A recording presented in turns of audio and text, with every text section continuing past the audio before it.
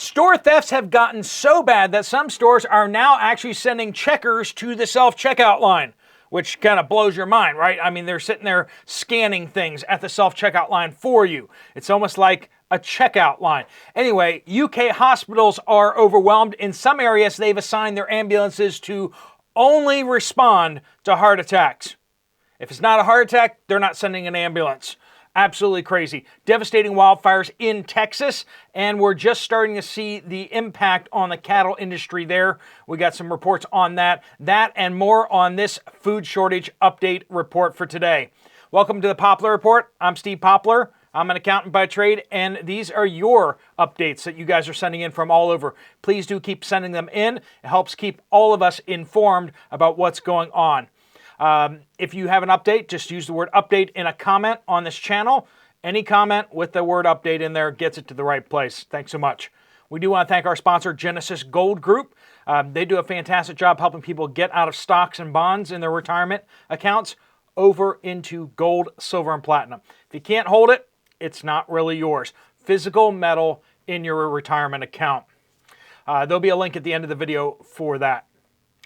Texas fires have destroyed over 500 homes now, and so far 2 people have lost their lives.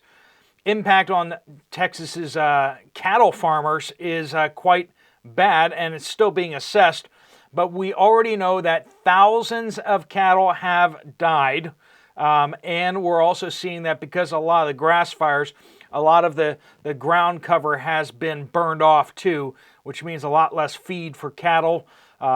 Big deal.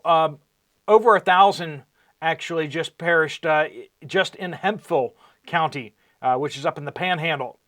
1,000 cattle perished in just one county alone. That gives you a little bit of an idea of the scale. The impact on the beef industry is going to be big. Expect beef prices to go up dramatically in the very near term, and we'll see how much it's going to be impacted long term as we go forward. People have lost their barns, that kind of stuff as well. So Joan says all Kentuckians need to pay attention. Kentucky is close to passing a bill that businesses will no longer be required to give unpaid lunch breaks and 10-minute breaks.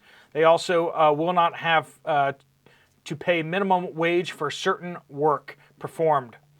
So apparently that's getting pushed through in Kentucky. And of course, there are things you can do if you have a smaller employer, which is get a bunch of people together and say, hey, you need to still keep giving us basic consideration because we're humans, right? We're not robots. We need breaks. We need, I mean, even managers get that too. I mean, right? I mean, it might be a little bit of a headache to schedule that kind of stuff, but like seriously, humans know that humans need these kind of breaks, right? Hedge says, I spoke to my pharmacist yesterday and asked if the Change Healthcare hack was causing her store problems. She sighed and said, huge problems. This is the pharmacist. It's chaos, and we have no time frame for when it will be fixed. People are having to pay cash for meds that they need to live. After we saw just so many people quit from the healthcare industry after the cough and all the stuff that came through on that, can you just imagine being a pharmacist and having to deal with this? Like, you're being forced to treat people in this way. I mean, how many pharmacists are going to stick around after that? Probably all the ones with student loans still, until they get forgiven by the government. Just more background on that. This is a CVS in Tennessee. God bless family. Jerry at the Myers in Marysville, Michigan says, my wife, who is a doctor, has not been able to send prescriptions via the electronic system and has instead had to handwrite all of them. TRICARE also unable to support wife's meds, and we had to pay very high, double the norm copay at Meijer because TRICARE pharmacy mail isn't, the mail order isn't working. So TRICARE medical pharmacy isn't working, and also the electronic systems forcing doctors to have to hand write out their prescriptions. We've been hearing that a bunch across the board, people talking about having to get their prescriptions handwritten. So if you have a prescription coming up due, it might behoove you to go call the pharmacy and ask them if they require a handwritten prescription, or your doctor's office, and ask them if they need, if they're hearing that pharmacies are requiring handwritten prescriptions. Because if you need a handwritten prescription, you might be able to try to get that before your prescription comes due. So check out that. No Hill says, we had another large fire near Cheyenne. This is up in North Dakota. Or is that South Dakota? I'm sorry. This one was larger than the one a week ago, but also started near a state highway. It burned 6,600 acres of pasture and a wooden shed and lots of wood fence posts. That's roughly 11 square miles or 11 sections of land. We have awesome firefighters here who are well-versed, and we are well-versed in fighting grass fires. The reason this one is so large is because it started on a day where sustained winds were well over 30 miles per hour. But it got within a few miles of Cheyenne, a town of 50,000.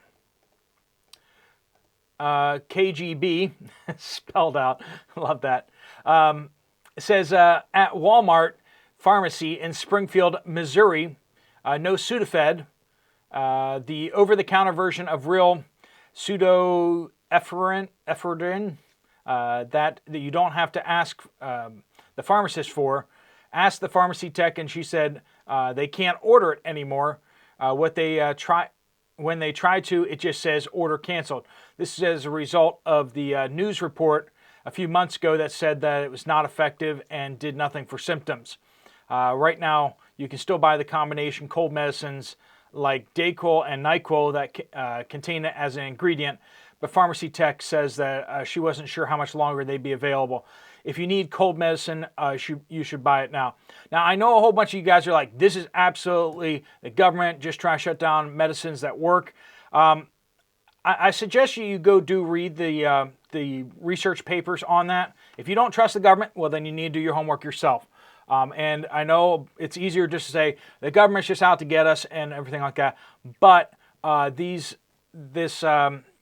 medicine that they've gone after, there have been a lot of non-government people, researchers and stuff that have gone after the government to ban it because and not for environmental reasons and not for big money-making reasons, but rather because they did a whole bunch of studies and they found the stuff doesn't actually do anything. In fact, let me just put the other side on this. The companies like Dayquil, NyQuil, those parent companies have been selling something that just doesn't work. And these other big pharmaceutical companies, they've been selling this because they know that people think it works. And even though they know it doesn't work, they've been selling it anyway. And that's why a lot of these companies have started adding other stuff to it so that it actually does work, even though they have this stuff in there. So read up on it yourself. If you're definitely all on it, then that's all I can do. I can point you to it. So Never Knew It All says, I get medication for hormonal skin issues from an online pharmacy. It's been 2 weeks and my prescription has still not shipped. So they normally ship within 24 hours, but there it is for 2 weeks. Stand Firm to the End says, I have friends in California. They are working on moving out of state. They told me that the U-Haul won't allow their trucks to be taken out of state anymore. U-Haul won't let you take their truck out of state. That's how many people are trying to move out of California that U-Haul's like, we can't get the trucks back there fast enough. So when they move, they will have to start over with just what they can get in their vehicle. Roz in Northwest England, in the UK, right, says, colleagues' 73-year-old aunt recently broke her back again. She has osteoarthritis. They called 999, which is their version of 911, for an ambulance, but was told no ambulances for anyone unless it's a heart attack. That was last week. Saturday evening, they called again and managed to get an ambulance out because the family had to move her out of bed in her condition with a broken back and physically put her on the stairs to claim that she had fallen down the stairs. Even that was still bending the rules on getting an ambulance. As of this morning, the poor lady was still in the corridor at the hospital on a gurney in the A&E department. That's crazy. I know everyone's like, let's have socialized medicine here in the United States. It works great in the UK. No, it doesn't. No, it doesn't. It does not work okay. It works great for the people who don't actually need it, okay? But the people who actually have to interact with the